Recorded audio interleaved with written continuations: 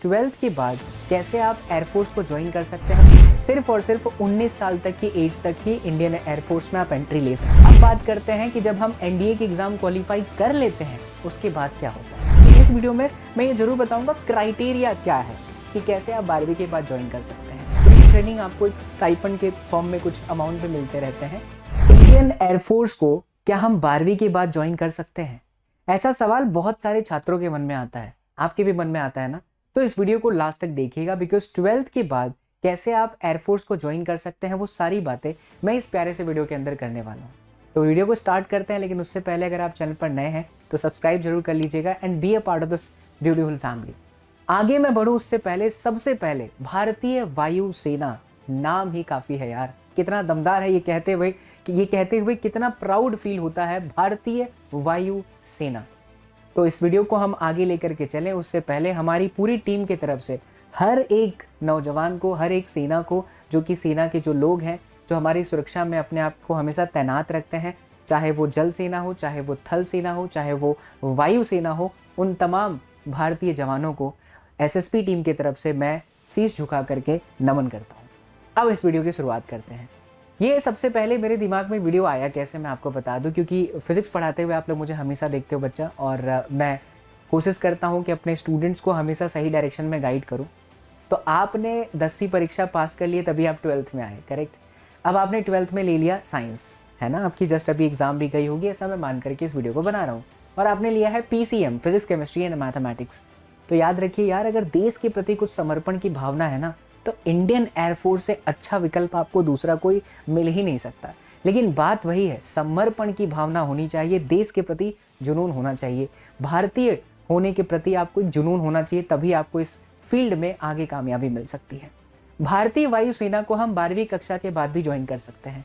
देखिए, भारतीय वायुसेना को ज्वाइन करने के लिए आपने सुना होगा कि अलग अलग लेवल की एग्जाम होती है। उसमें से जो सबसे मेन एग्जाम आती है, जो आपको पता होगा, वो है एनडीए की एग्जाम, नेशनल डिफेंस एकेडमी, जो कि यूपीएससी कंडक्ट करती है, साल में 2 बार कंडक्ट करती है। इस वीडियो के अंदर एनडीए का पूरा जो सिलेबस है, जो पूरा पैटर्न है, मैं उस पर नहीं जाऊँगा, उस पर मैं एक अलग वीडियो बनाऊँगा। आप कॉमेंट कर दीजिएगा तो मैं उस पर एक अलग वीडियो बनाऊँगा। लेकिन इस वीडियो में मैं ये जरूर बताऊँगा क्राइटेरिया क्या है कि कैसे आप 12वीं के बाद ज्वाइन कर सकते हैं। तो सबसे पहले ये समझ लेते हैं कि इंडियन एयरफोर्स को अगर हम 12वीं कक्षा के बाद ज्वाइन करने का सोच रहे हैं तो हमारा एलिजिबिलिटी क्राइटेरिया क्या होगा और कौन कौन सी कैटेगरी की जॉब हमें मिल सकती है। देखिए, इंडियन एयरफोर्स को 2 कैटेगरी में डिवाइड किया गया है। एक होता है एक्स कैटेगरी और दूसरा होता है बच्चों वाई कैटेगरी। एक्स कैटेगरी में जॉब किसे ऑफर की जाती है या किस से रिलेटेड जॉब आपको मिलती है, और वो है technical job. Technical job offer की जाती है एक्स कैटेगरी के कैंडिडेट्स को, और जो वाई कैटेगरी के कैंडिडेट्स होते हैं उन्हें मिलता है नॉन टेक्निकल जॉब। जरा समझते हैं टेक्निकल जॉब क्या है इंडियन एयरफोर्स में। आपने देखा होगा बहुत सारे मूवीज़ में या बहुत बार जब आप किसी न्यूज़ को सुन रहे होते हैं, अभी हाल ही में 3 साल पहले 2 साल पहले एक गर्वान्वित करने वाला जो है मंजर हम सब लोगों ने महसूस किया था, जहाँ पर अभिनंदन जी देश के एक और पाकिस्तान की तरफ जाकर के गिरते हैं और उसके बाद पूरा देश एकजुट हो गया था, करेक्ट। वहाँ से इंडियन एयरफोर्स को लेकर के बहुत सारे लोगों के दिमाग में थॉट्स आने लगे।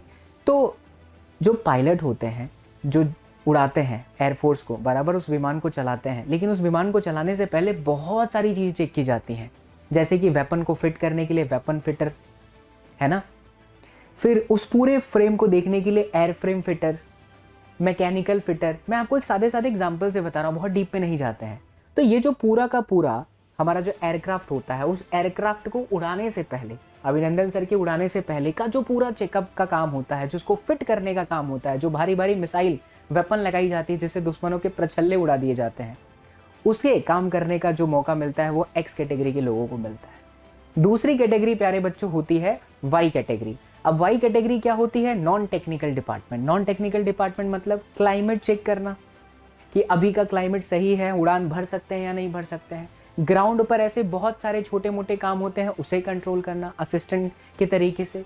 तीसरा होता है कि जो प्रशिक्षित लोग हैं वो ट्रेनिंग देते हैं, जो दूसरे लोग, दूसरे कैंडिडेट आए हैं, वो भी इसी के अंदर आते हैं कि वो सब कुछ सही से चल रहा है कि नहीं, उसका एक जायका लेना, ठीक है, उसको चेक करते रहना समय समय पर। तो आई होप आपको ये चीज़ क्लियर हो गया होगा कि इंडियन एयरफोर्स को अगर हम 12वीं कक्षा के बाद ज्वाइन करते हैं तो हमारे को 2 कैटेगरी मिलती है, X category and Y category, technical and then non technical. Simple सादी बात है, ठीक है।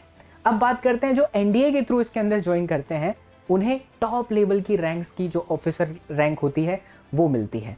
अब एलिजिबिलिटी क्या है, तो सबसे इंपॉर्टेंट बात आप दिमाग में फिट रखिए, 12वीं कक्षा में आप हैं, 12वीं आपने पास करी है तो 17 साल आपका उम्र होगा ही होगा।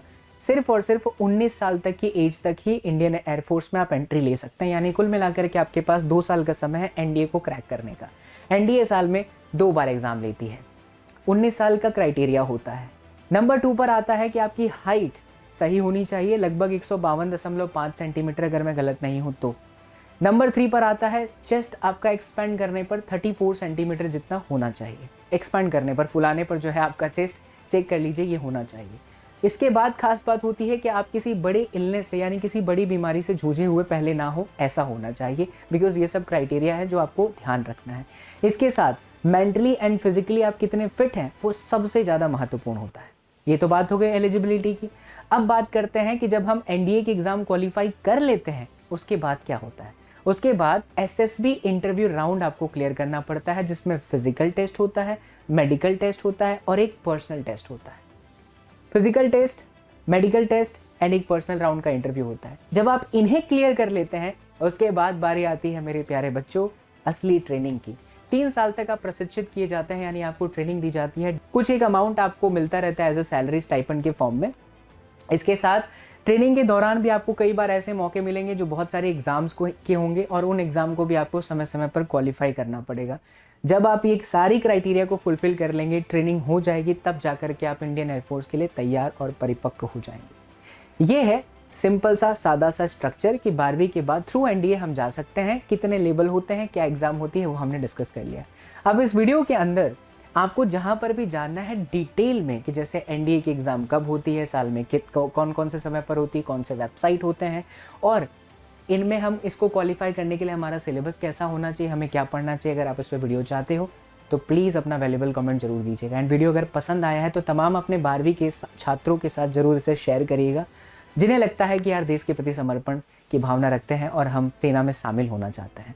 उम्मीद करता हूं आपको वीडियो पसंद आया। मिलते हैं बच्चों अगली वीडियो में, तब तक खुश रहें, मुस्कुराते रहें एंड मुस्कुराहट के साथ इस चैनल को देखते रहें, बिकॉज यहाँ पर और भी नॉलेजेबल वीडियोस इसी तरीके से मिलते रहेंगे।